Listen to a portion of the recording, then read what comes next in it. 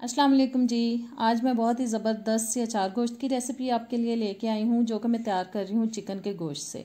और इसको शुरू करने से पहले अगर आप मेरे चैनल पे नए हैं तो सब्सक्राइब कर दें, वीडियो अच्छी लगे तो लाइक और शेयर भी कर दीजिएगा। तो सबसे पहले मैंने एक पैन ले लिया और उसमें मैं डाल रही हूँ 1/2 कप तक ऑयल, और साथ ही इसमें प्याज डाल देंगे, जो कि मैंने 2 दरमियाने साइज़ के लेके चॉपर में डाल के इनको अच्छी तरह से चॉप कर लिया था, वो डाल दिया है। चूल्हा मैं ऑन कर चुकी हूँ।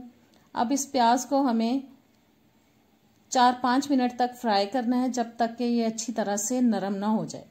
सॉफ्ट होने तक हमें इसको पकाना है। जितनी प्याज सॉफ्ट होगी उतना ही हमारा मसाला मज़े का बनेगा। प्याज उसमें अच्छी तरह से मिक्स हो जाएगी मसाले में। और प्याज देखें बहुत अच्छी सी सॉफ्ट हो चुकी है। अब मैं इसमें डालूंगी चिकन, जो कि मैंने 1 kg तक ले लिया है।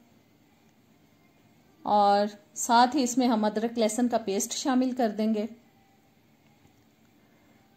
2 टेबलस्पून मैं डाल रही हूँ इसके अंदर अदरक लहसुन का पेस्ट। और अब हम इस चिकन को फ्राई करेंगे तकरीबन 7-8 मिनट तक।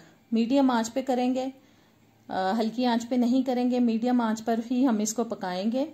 7-8 मिनट फ्राई करने का मकसद ये है कि हमें तब तक इसको फ्राई करना है जब तक कि इसके अंदर एक अच्छा सा खूबसूरत सा ब्राउन कलर ना आ जाए। बहुत डार्क ब्राउन कलर नहीं, लाइट ब्राउन कलर। और जब तक कि ऑयल सेपरेट ना हो जाए, ताकि चिकन के अंदर जो एक पानी है वो भी खुश्क हो जाए और फ्राई भी हो जाए अच्छी तरह से चिकन।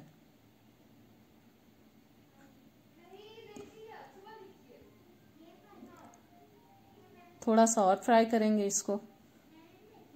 और देखें चिकन फ्राई हो चुका है और ऑयल हमें अलग से नज़र आना शुरू हो चुका है।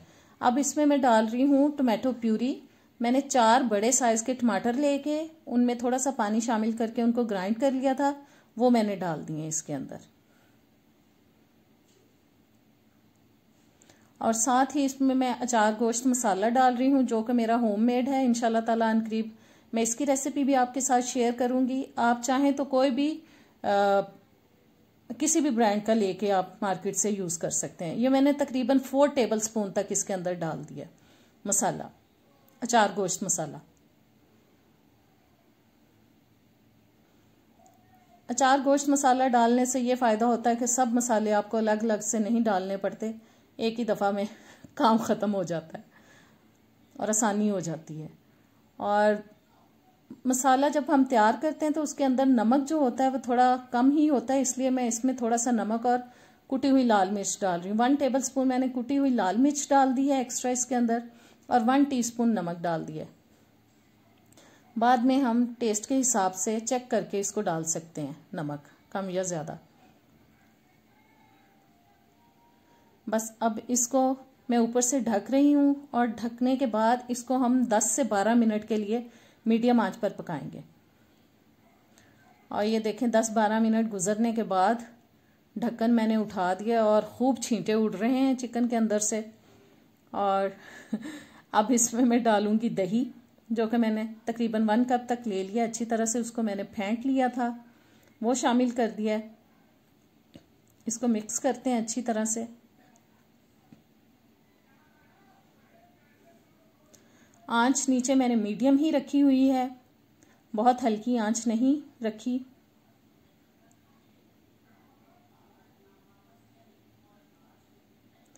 और अब इसमें मैं डाल रही हूँ सब्ज मिर्चें, जो मैंने 5-6 अदद ले ली हैं।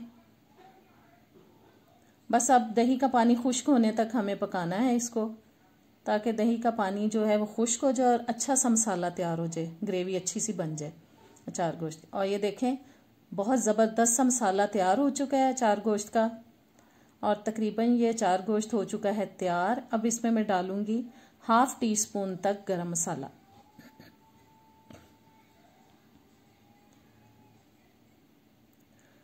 और साथ इसमें मैं डाल रही हूँ जी सब्ज धनिया।